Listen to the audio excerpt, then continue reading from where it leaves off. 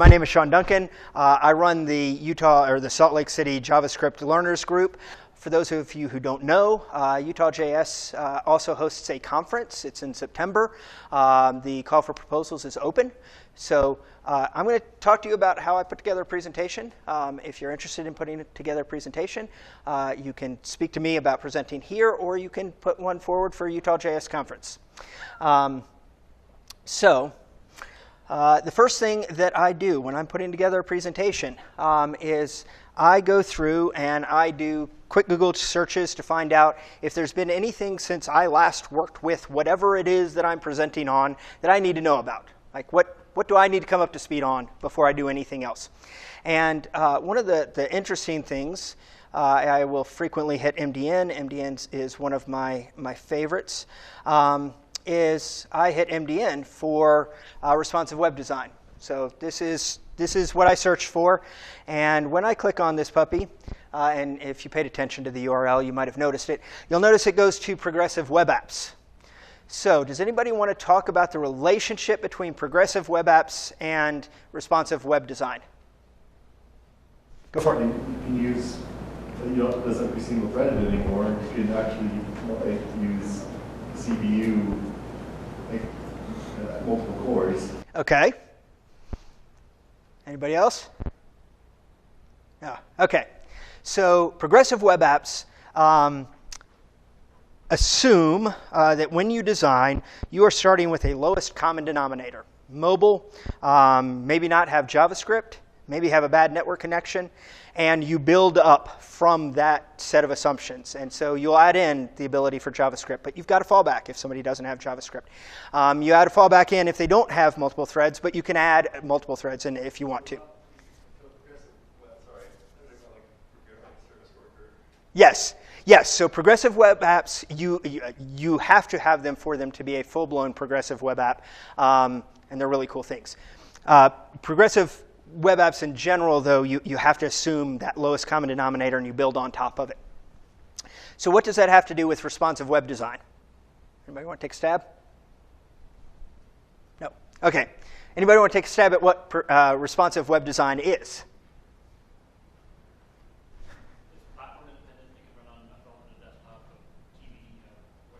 OK.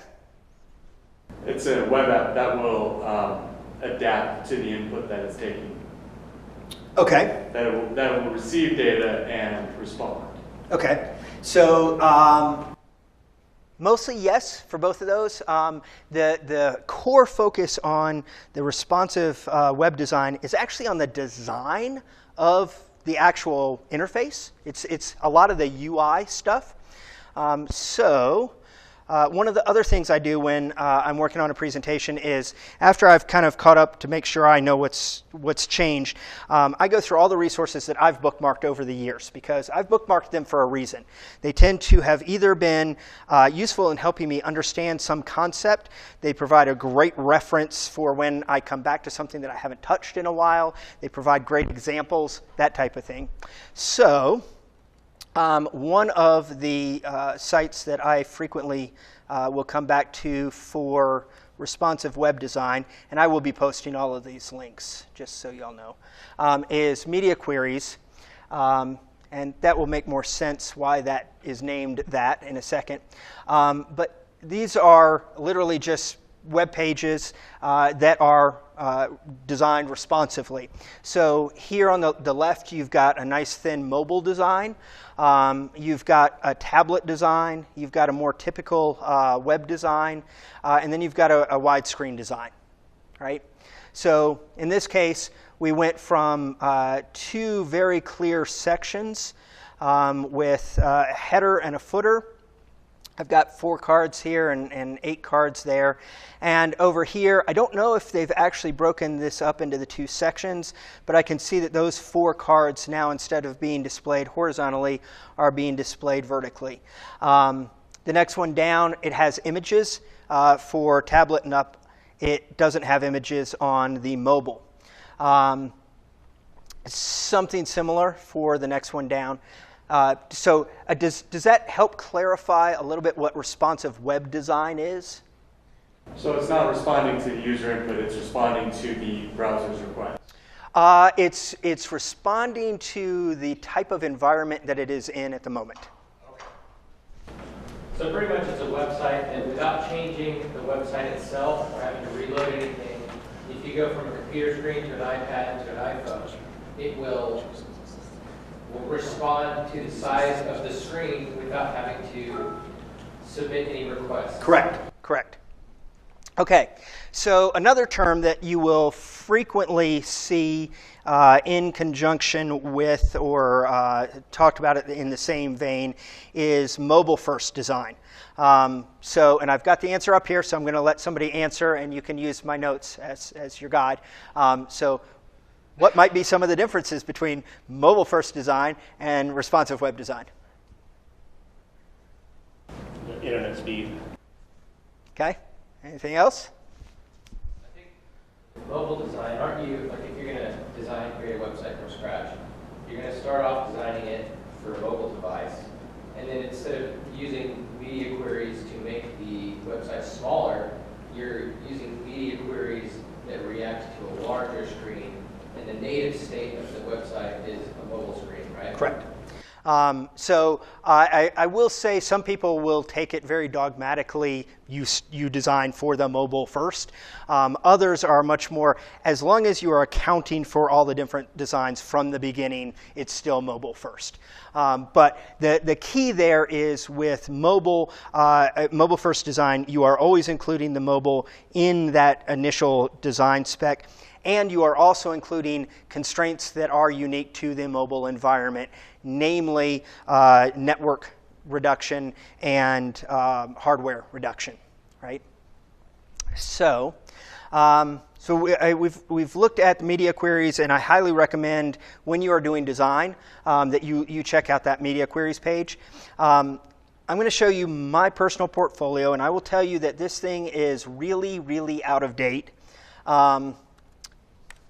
But I'm going to highlight a couple of things here, and I'm going to come back to this as kind of a reference. So this is my site. You'll notice at the very top I have this About box. Then I have meta stuff here. Then I have my projects, and for my projects, I have an image that shows up in line, a static image that shows up in line. If I scroll down, I've got presentations, and then I've got a little footer down at the bottom. And if you hover over, it does things. If I reduce the size of my font and I scroll down, you see what it looks like on a bigger screen. Now, obviously, it's zoomed way in, but this is what it looks like if you have a bigger screen.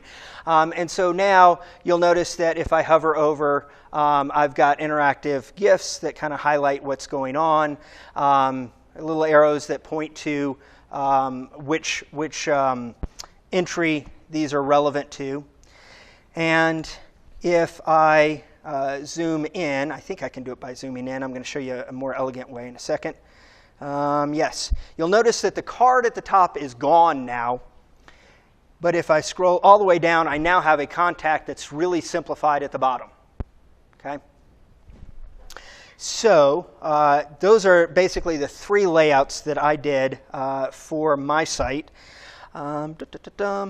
And you probably won't be able to notice this one quite as clearly, but we're going to find out if this shows up. So as I slide this in, you'll notice that it actually starts to shrink as I'm sliding it. And it's not just the size of the boxes, it's the font and everything else. And it will continue to shrink until it hits the next size down. That's actually really kind of unusual, but I have vision challenges for fonts, and so I'm kind of hypersensitive to anything that is related to reading. So those are the three sites. A better way to look at those is if you open up your inspect tools, and this works in Firefox, Chrome, Safari, all of the browsers. Right-click, whatever the inspect option is, hit inspect. And you'll notice something that looks sort of like the mobile phone over a tablet, and it typically says something to the effect of responsive design mode. And so now if I come over, you'll notice that I have a smaller screen in the middle of my screen. Up at the very top, I have dimensions. I can actually rotate those dimensions. I actually don't remember what DPR is off the top of my head. Anybody got a? Nope. You can throttle, so this is how you mimic the network speed that you're working with. And you can actually change your user agent. Different browsers have different support for different aspects of this. This is how you can mock it, and you can. They tend to come with lists, and you can add additional entries in there. So it's fairly simple stuff. Any questions so far? Okay. Before I go much more on the technical, why is it important to understand responsive web design? Because most people are on their phones. Okay. You can have things not function at all because your submit button is way off your page. Accessibility. Many people will increase the font size in order to read it. Yep. Anybody else? How many of y'all are looking for jobs right now, or will be shortly? There are going to be recruiters looking at your web pages, and you don't have any control over what they're looking at your web pages from. And if your web page doesn't look good, they're not even going to consider you and pass your resume on. There are the uber practical, and then there are the immediately practical. You should, just from the get-go, be designing with responsive in mind. Like, this should be something that you do from the beginning for any project you're on. It has super relevance if you're looking for a job, though. Okay. So we've covered the stuff that you might also run into. So the responsive versus progressive web apps and mobile first. And I did that wrong. I'm going to fix that right now so that when I send these out, you all have the right stuff. Apps. Okay. So I mentioned that I try to figure out what has changed or it may have changed. Then I go through my resources. So I'm going to show you my list of resources that I thought were relevant, and I'm going to be bouncing back and forth to these resources as we go through the bullet items that I hit. So these were the resources that I identified either initially or as I was fleshing out topics to be covered. The topics that I actually want to cover are these. So the big things from a responsive web design, so I'm not talking about the mobile first mobile aspects. Is it touch screen friendly? Is it network friendly? I'm not talking about that. Just talking about the responsive web design. Are related to measurements. How do you change that font size? How do you adapt to the different sizes of windows? How do you figure out what the sizes of the windows are? Different ways that you can handle changing the layouts that are a whole lot more friendly than it used to be. And images, which that one kind of crosses both the responsive because you need smaller images, so there's no need to send more data over if you've got somebody with a small screen, but it is also in the mobile first because it does account for lower bandwidth also. So setting measurements. The two big things that I want to cover are rem and em. Does anybody want to take a stab at what rem and em are? Rem is default 16, about 16 pixels, so it's going to stay the same no matter what you do. M is relative to the unit that you're. Okay. And what's an em?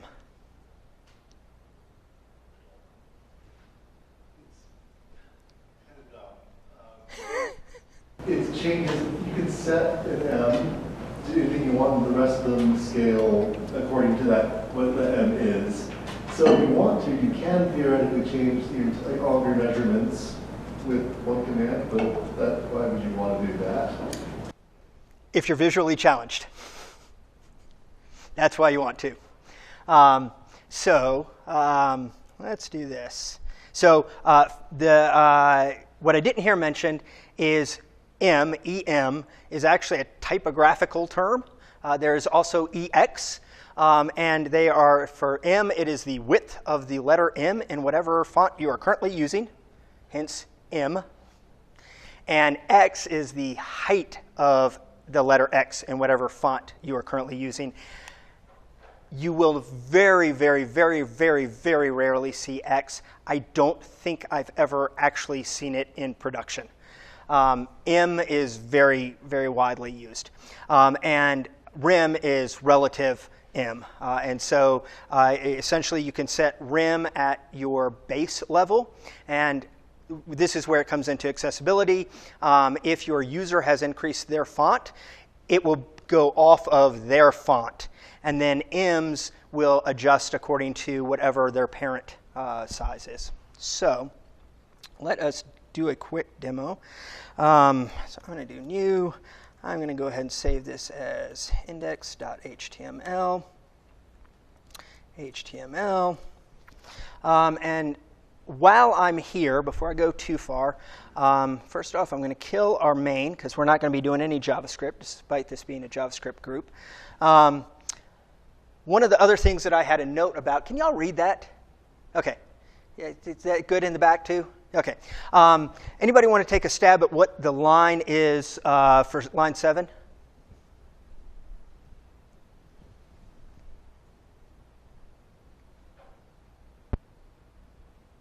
A super chatty group today. It's what you're looking at. It's the device in the screen where you can actually see. Yes. And to be slightly more precise, it is basically from this, well, wrong. Let me hop out of here. It is from this line right up here, so it's not counting the Chrome of the browser down to here, and the same thing. It's going from here over to the side. And that's important because you're not actually counting the top of the title bar. You're not counting what's below here. And there was at one point a bug with DevTools. I haven't seen it crop up, but every now and then, if your widths are kind of off and you're using DevTools, you can break your DevTools out by clicking the ellipse. It could be a horizontal or vertical, depending on your browser, and separate out your window. And you can still work with it. And if you run into a bug, you can work around it. Does that change if there's a scroll bar present or not? That is a good question. I believe it does, but I'm not 100% sure. We will try to find out for you. How's that? OK. So line 7 is basically setting up the variable for your viewport, and we'll come back to what that means from an implementation perspective. This is the standard line that I use, and I will tell you that this is one of those things I don't have to set very often, so I don't have it memorized. I have it in my snippets, and on the very rare occasion when I don't have access to my snippets for whatever reason, I literally come to my own web page and I find the meta for that. There it is. I've got a little bit more in this one. It's a little bit safer, but I literally will copy this when I need to, and I have done that in an interview. It works. OK. So we have an index. I'm going to go ahead and give us a header. Our great page. And paragraph. I believe I have some lorem in here, and we're going to duplicate that a couple times. OK. That's not what I want.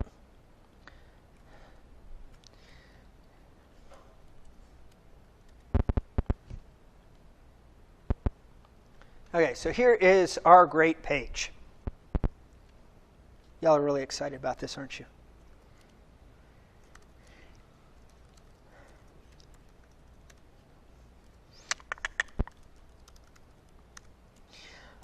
Font. I assume y'all all know font size at this point. OK. So I'm not going to do that.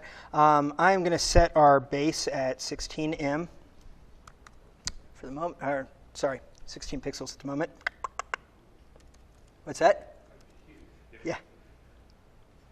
You forget. Blind dude here. And now I'm going to change our font size for our paragraph. We're gonna go huge. Actually, we're not going to go that huge. We're going to go 1.5 huge. Okay. So, oh, thank you. And that is one of the benefits of crowd programming. Okay. So I'm going to actually bump you up. I'm going to get us our dev tools back. I'm going to shrink them down just a hair bit. And so I set our body text. So we're actually smaller than I expected for our great page. We're going to find out why that is in just a second. I did expect this to be rather large. So, that's why, because I'm thinking H1 in there.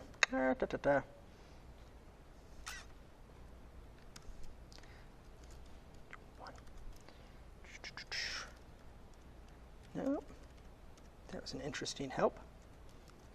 Let's try that again. Thank you.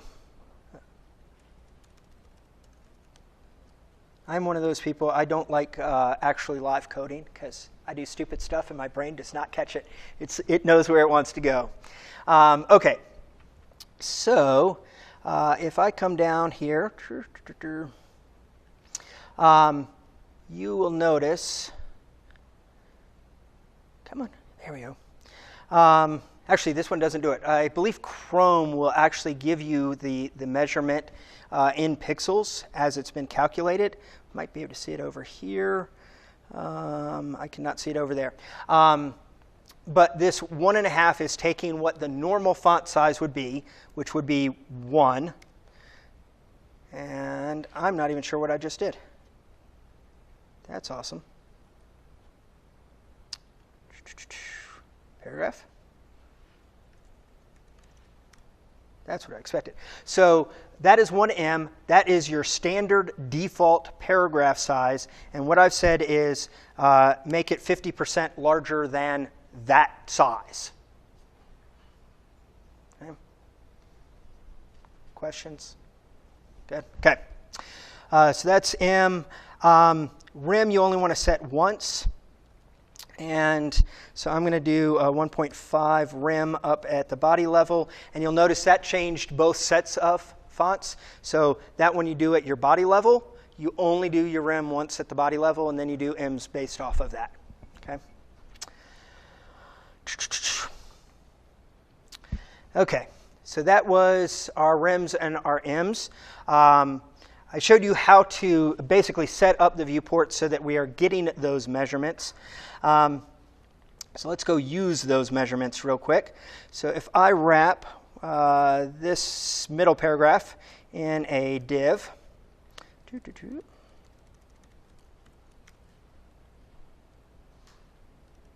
not even sure how. New things that you learn in the middle of giving a presentation. I have no idea how I got the cue there. Okay, so I've got a div in here. I'm going to give this an ID of boxy. And over here, I'm going to find our ID of boxy or body. Yes. And I'm going to give us a border solid thin. Give me a color. Red. Okay. So there is our div. I'm going to change our display. Actually, no, I'm not, because we're already boxy. I'm going to give us a width of 50% of our screen. So this is of the screen itself. And refresh. And there's 50% of our screen. And I'm going to give us margin auto.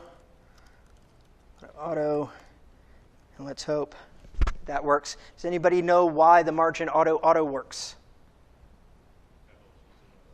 What's that? What did the margin auto do? Centered it. Yep. It's a shorthand for display items that are a display box to center them in their parent element. And in particular, it is the second auto. So if I come back over here, does anybody know what the two values are if you use two values for your margin? Should be left and right. Actually, the first one I thought was You're right. So the first one is top bottom, and the second one is left right. So if I change the margin here to 0, notice I don't have any margin already. It's not going to make any difference. But the left right is where that auto is coming in. So it's this second auto that is relevant to this centering effect. Does that make sense? Okay. This 50% is relative to what? What's that? The viewport?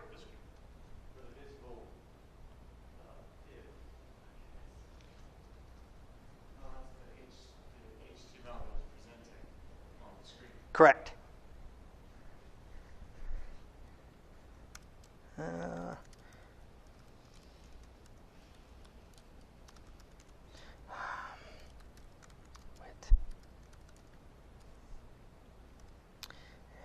Save view.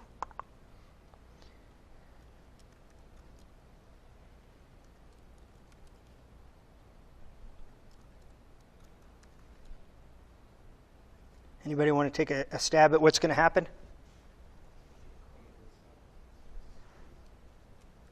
So why is it only a quarter of the size? It's half the half. So this 50% right here, what is it 50% of? Parent container. Okay. So now if I instead do 50 VW, so view width, what do you think it's going to be 50% of? Viewport. And there we go. I did lose my margin for the because it's already in another container. Let's go ahead, kill you, save you.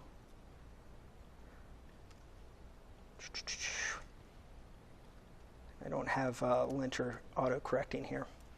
Refresh. So there we are, but this is now based on the viewport, not the parent container. Does that distinction make sense? Okay. Such a lively crowd. That's the problem with after work meetups. Okay, so you have view width. You do also have a view height. Anybody want to take a stab at what view height is? Okay. And what was the 50 VW? What was the 50? What did that mean? What's percent? Yeah. So it is still 50%, but it is 50% of the viewport width, or 50% of the view height. You can also set the max size using the view max, or the view width max and the view width height, or view height max. I'm not aware of a min at this point, so that is what it is. Okay, so how do we use these things to actually start affecting our layout? How can I change from having a nice big contact box with lots of information at the top of my page to that disappears and I have a small box with a little bit of information at the bottom of the page? Like what's causing that change?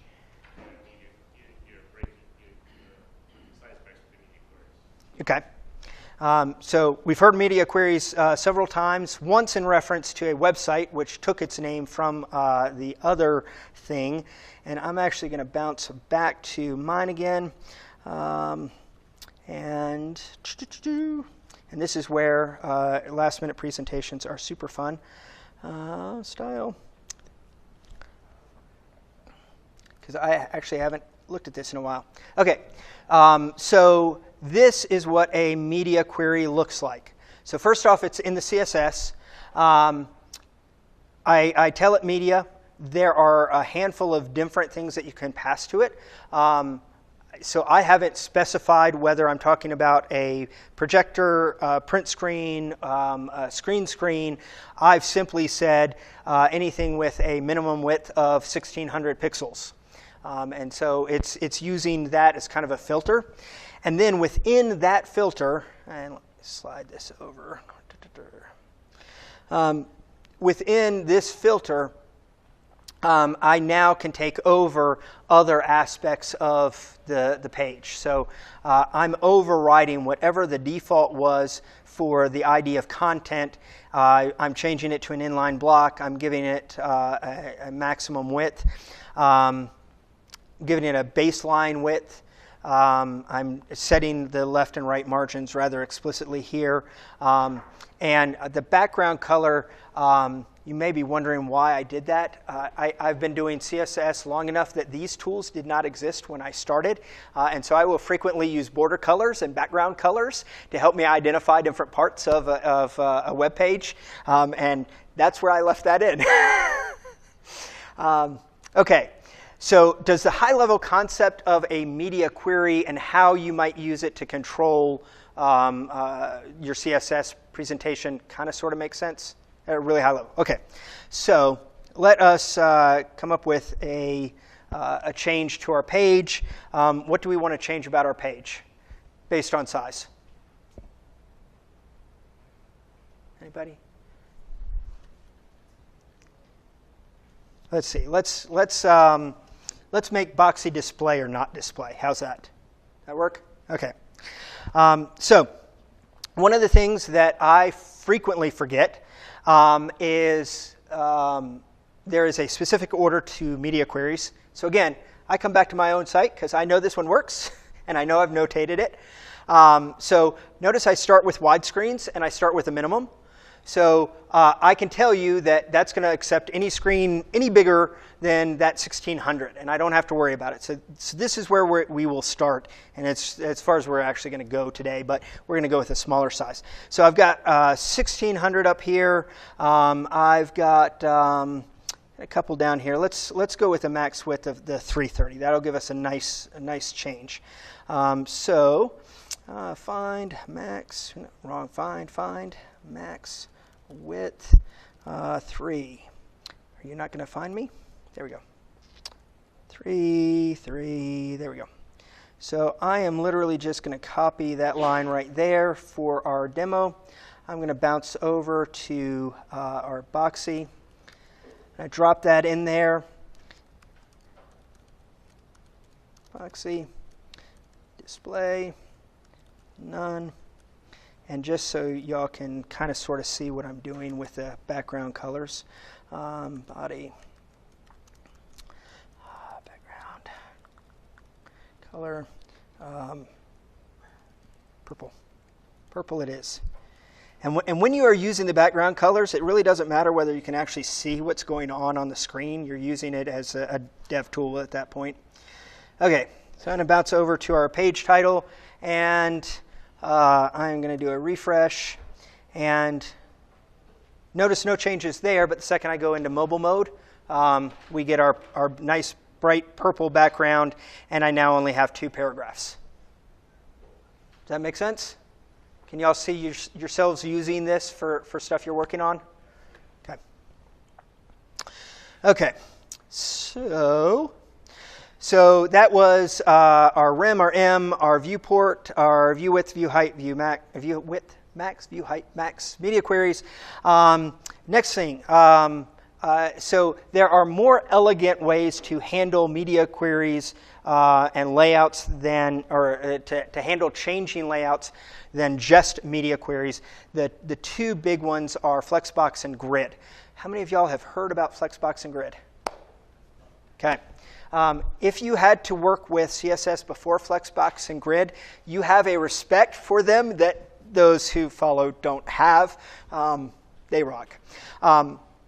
That said, I have not actually had a lot of chances to work with Grid. I've worked with Flexbox quite a bit, and you can actually make Flexbox do Grid-like things. It's just not Grid syntax. So if you've got to learn one or the other, I would say learn Flexbox first. Going back to things that I've done in interviews, which seem really, really odd, I had an interview, and the guy asked me to type out Flexbox code, and I said, I can't type out the Flexbox code. I will ask you questions. You tell me what you want it set to, and I will make it happen. And he said, what do you mean? And I said, well, I use this tool. So, and I actually don't have it in there. We're going to search it real quick. Flexbox. And is that the one? That's not the one. Find Flexbox. That's the one. So, and if you ever ask me for help with Flexbox, I literally will send you the link to the mockup. So what this wonderful tool does is literally you have multiple choices. That was rather loud. And you can change it to different layouts. You can set it up for wrap. You can set it up so that it will grow or it won't grow. And so literally you can build up the design that you want in here. And down here you have the code that you need. I actually tend to bounce it over to show vanilla CSS. This makes a whole lot more sense to me. B, I tend to be using tools that are doing some generation on the background, in the background, that will actually generate this code here. So this is my personal preference to use the show vanilla. One of the very few downsides is it actually gives you the child code for each of the children independently of each other, which is nice when you're doing something different with one of the children. When you're doing it for all of the children, it's easier just to have your one CSS declaration and pass it all down. And I'm looking at the time, and I want to make sure I cover a couple other topics, so I'm not gonna code that one out. But are there any questions about this? What's that? Okay.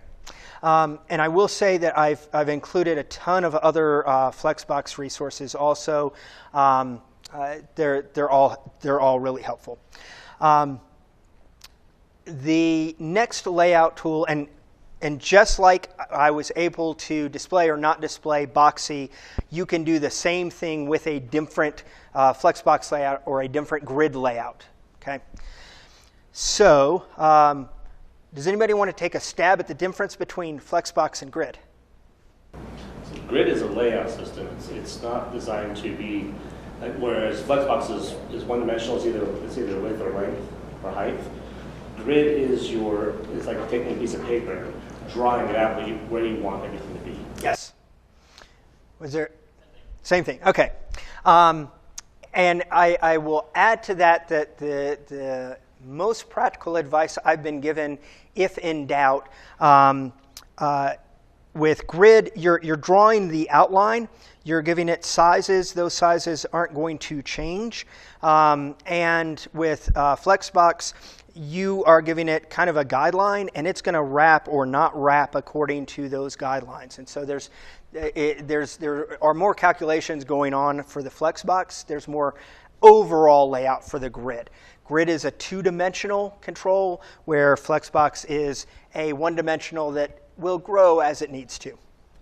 So, as I mentioned, I haven't done a whole heck of a lot with CSS Grid, and I'm hoping I get these in the right order. So let me pull this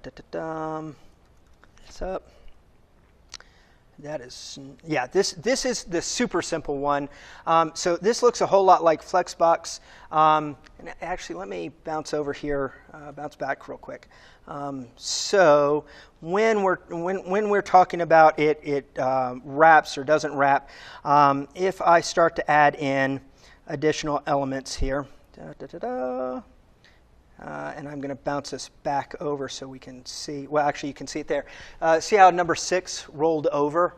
I didn't tell it I wanted 2 columns. What I said is I wanted a layout in column format.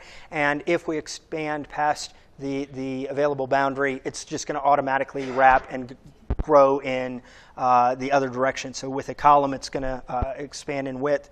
If I switch it over to row, assuming I can actually click buttons, it will start to wrap down when I give it enough data.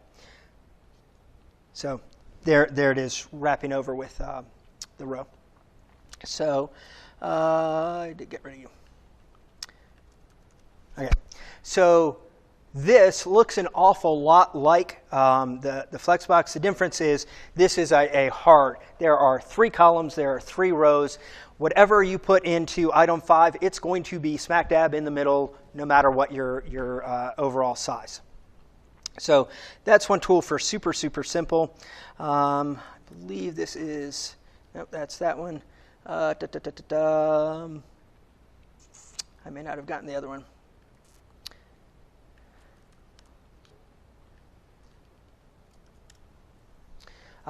This one shows you a little bit more about what's going on under the hood. So this is where grid it's so much more than just a grid. So it defaults to a 2 by 2. Does anybody want to take a stab at what 1 FR is? One fraction. I think they call them fractionals in the documentation, if memory serves right.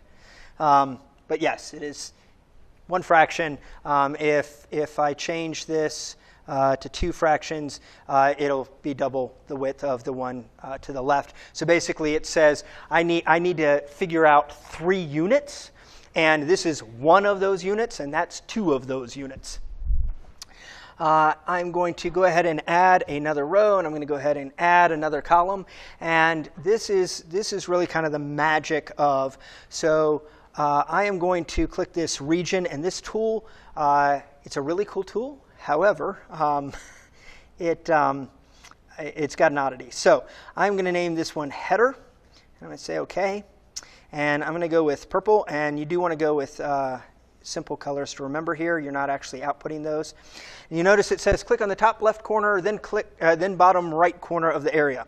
So I'm going to click up there. There's no visual indication here. Now I'm going to click here, and I get all 3 bars, and they are marked as header. I'm going to go ahead and add a sidebar. I'm going to call that green. Say OK. And then same thing, left, right. So there's my sidebar. And body or main. And blue. Y'all will never guess what I need to do there. So there's blue. So right over here, you're actually seeing the grid that's being generated, and you can actually drop that into your CSS. But what's happening is you've given a name for that top 3 sections, and that's now functionally one area or one region in CSS Grid speak. This sidebar is one region in CSS Grid speak, and this blue area is one region. Now, most of us, that's really all we will do with it. You can actually do a ton more.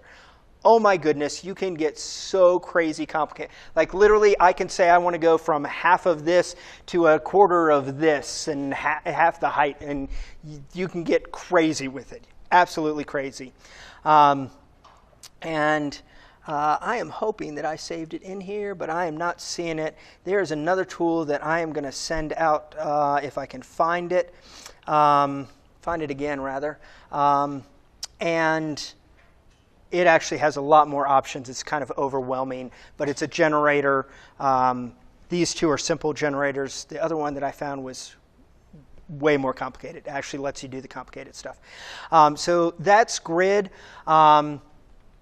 The other thing that I want to show you before we break, or at least acknowledge before we break, are images. So there are a handful of different ways that you can handle images. So one is you actually have an API or a hosting service that is serving up generated images of a specific size. So these images right here, these are actually smaller images than if I click on one of these. That is actually a larger image. It is actually sending me a new larger image. That is a new larger image. And if I copy that, in their API docs, it actually tells you how you can request a different size image that they are generating on the back end based on your media queries or some other parameter. So they're actually doing it by API. So that's one, and that's the lowest hanging fruit if that's an available option for you. The other option, and this is one that I have managed to be able to avoid, but I know many people are not able to avoid it, is the source set. Actually, I'm going to go here first. So has anybody used source set? Does anybody know what source set is? Okay. So source set, and do we have an example here?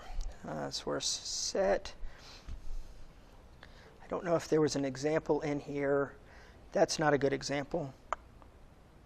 It is an example, it's just not a good example. That's a slightly better example. I think we can do better though. I think, but not on that page.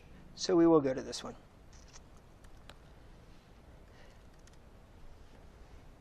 And for those who don't know, CSS Tricks is one of those really good sites. In this case, you're actually passing in 2 images and measurements for how to determine which image to show, and it's akin to the media query. You can do it through the media query. You can do it through the source set. It really depends on what you need out of your design more than anything else. This does require you have explicitly sized images for those different sizes. Does that distinction between using an API as a service versus having your own hard-coded and explicitly calling them make sense? Okay. Source set also works for video if memory serves right. So what that code says is use the small JPEG by default, but if it's 1,000 width, use the medium. Correct. Otherwise, use it. Correct. Thank you. Okay. And then one last thing, because, well, I can't smell it. I know y'all can. At least most of you can. There is a tool. I have used it in its website format. I have not actually downloaded it and installed it. There is an NPM for it, so you can actually install it. So I'm going to go ahead and load their example.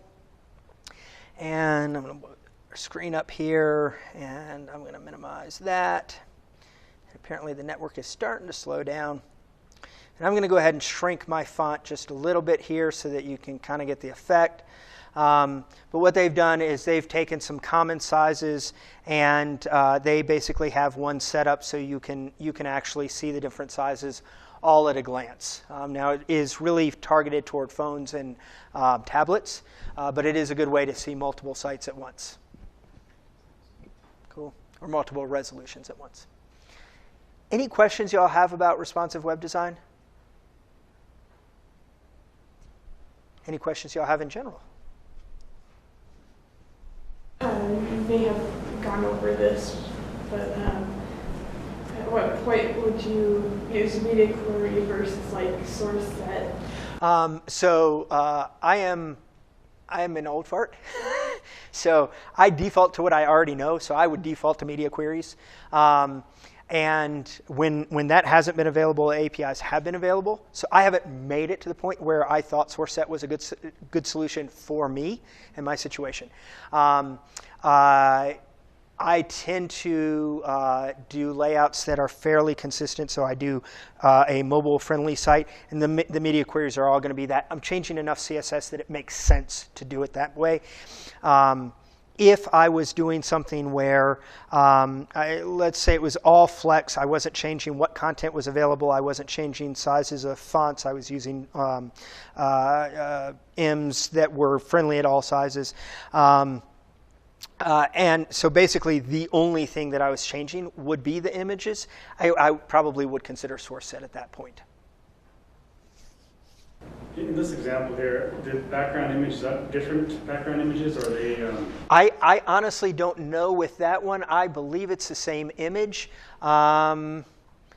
Yeah, I'm not sure what they're trying to show as the difference there. Let's I do info. And it thinks and it thinks and it thinks. Yeah, I'm not sure what they were trying to show, but you can see the difference here with the tablet. It's big enough that you're going to get the top bar and not the bottom, and the Nexus is small enough that you see the bottom and not the top. For the media query breakpoints for like medium, large, it seems like every CSS framework has their own number that they use. Yes. Do you have any recommendations on industry standards for that? Unfortunately, there aren't. And I will say that the industry has tried multiple times to set them, and it's bitten enough people hard enough times that the industry as a whole has said, yeah, no, there are no hard and fast numbers. I will say that for my site, I decided very explicitly, and it was long enough I can't tell you what the line of text was, but I decided on a maximum width of text that I want it readable at a certain font size, and I said that is as small as I'm going, and if you go any smaller than that, you're going to be scrolling left and right, period. And then I went up from there, building what made sense to me for the content on the screen in front of me. And so if you the numbers that are on the right-hand side, right over here, those are the numbers that I ended up with. But for example, I for whatever reason, I don't remember why I explicitly set the minimum width of 551. I'm assuming I went one up from there. But I've got two max widths here, one for 60 and one for 650. I don't remember what the difference was. There was something that looked visually wrong, and so I fixed it.